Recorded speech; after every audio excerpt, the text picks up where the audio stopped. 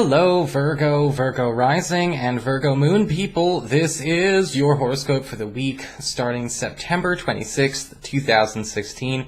And of course, like I've been saying, these new horoscopes are including astrology. So it's going to be astrology in the first half and then tarot and cards in the second half. So just a little bit for everyone. Quick reminder for you guys, Tarot Tutorship enrollment is on right now. We've got a class coming up on the 18th, a Sunday, and on the 25th, a Sunday as well, this month, September. So you might want to check them out at my website, integrativemysticism.com. Now, let us get started with the astrology of this week.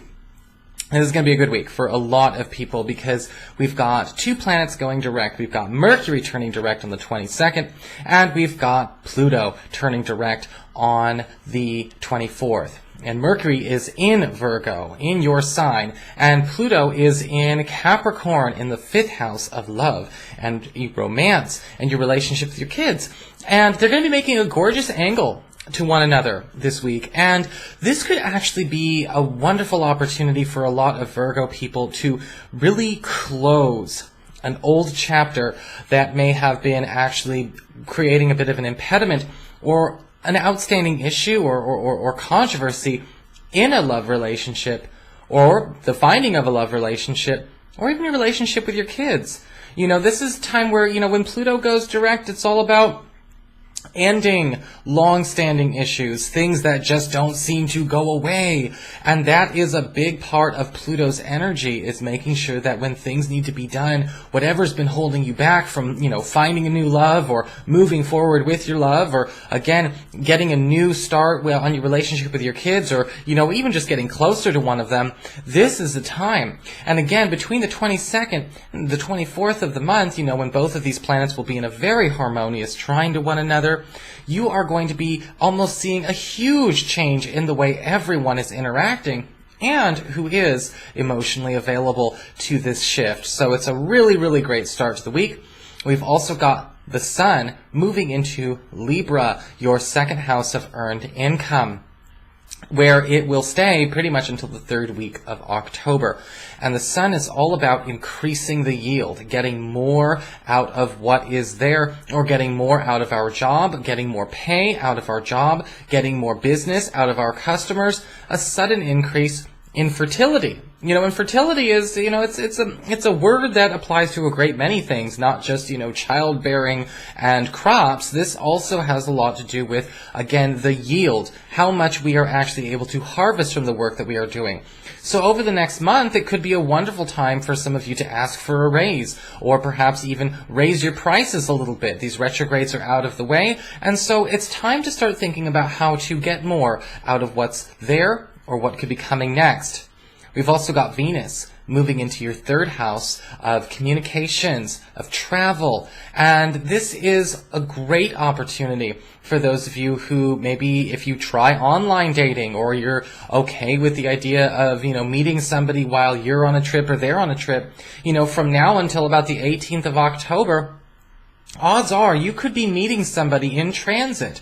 You may be, if you're moving, you may meet, it might be a new neighbor. In fact, this area does govern your relationships with your neighbors as well. There could be somebody new moving into the neighborhood, or in your new neighborhood. Again, if you're on a move, there could actually be some nice opportunities to connect there. This is also great for, again, those of you who are looking to renegotiate an existing contract or an agreement. If you feel like people need to be more receptive, we need to alter the terms, we need to kind of have that sit down again, Venus is going to make everyone much more inclined to entertain those thoughts. So what's going on with the cards for this week? What can we expect to happen with the cards? Well, let's look at our spiritual advice for the week. We do have the card of She Who Laughs. And I know it's kind of a weird card because she's got kind of like a very sort of serious Wednesday Addams kind of look to her. But with the She Who Laughs card, it's all about being able to actually inject and find humor in everything this week, and this is so important because I think that, humor is probably one of those important elements of being able to take the edge off of troubles in life. And even if it is something dire, you do need to find humor in it. A person could find humor in a move, find humor in a fight, find humor in an argument. And this can be so important because it's humor that also helps prevent dualistic thinking and splitting thinking, where it's kind of like, if it's not perfect, it's 100% bad, or if it's not up to specification, so it must be a failure. Humor cures that illness in that perspective, and this is definitely going to be a week where not only are you going to need to find it for yourself, but maybe also bring it to other people who might be suffering from that kind of thinking as well. When it comes to your finances and your work life, we do have the Three of Swords inverted. And this card is kind of interesting because usually with the Three of Swords inverted, we are seeing the end to some kind of conflict. There may actually be really good news coming your way about a financial debate, or maybe even a professional debate or a fight where people are laying down their arms this week. If there have been any controversies at the office, even if it might not even be an office controversy, this could be a financial issue. Maybe you've been feeling like things are too expensive, it's too hard to make a jump, it's too hard to make a compromise with certain people, certain agencies, or whatever. The Three of Swords, inverted, is basically saying everyone again is laying down their arms. Peace is returning here. This can also indicate a temporary solution to an upcoming issue or a current issue that you're having financially. It's not the be-all, end-all. This could also be a little gift or a little boost to your finances. Again, it's not the be-all, end-all, but don't worry. Once again, we still got, the sun in, fresh into your earned income sector. So this may just be a little preamble of better things to come. For your communications, when it comes to messages from others, we have the Three of Wands upright. And yes, I am using a brand new deck. This was a birthday gift given to me by a friend of mine, and it's actually a gorgeous little deck. I'm going to be doing a little special discussion of it, my thoughts about it, on my vlog channel, Scarlet Moon Magic, if you want to check that out. And when it comes to the Three of Wands, as far as your communications, this is kind of like a commencement.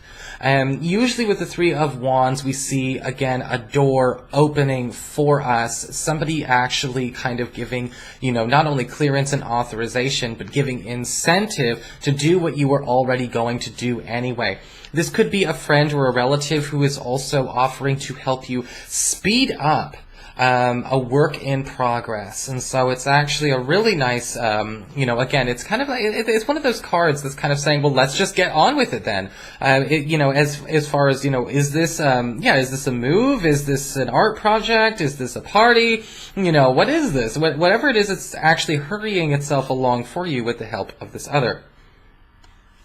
For your romantic life and your emotions, we do have the Justice card inverted.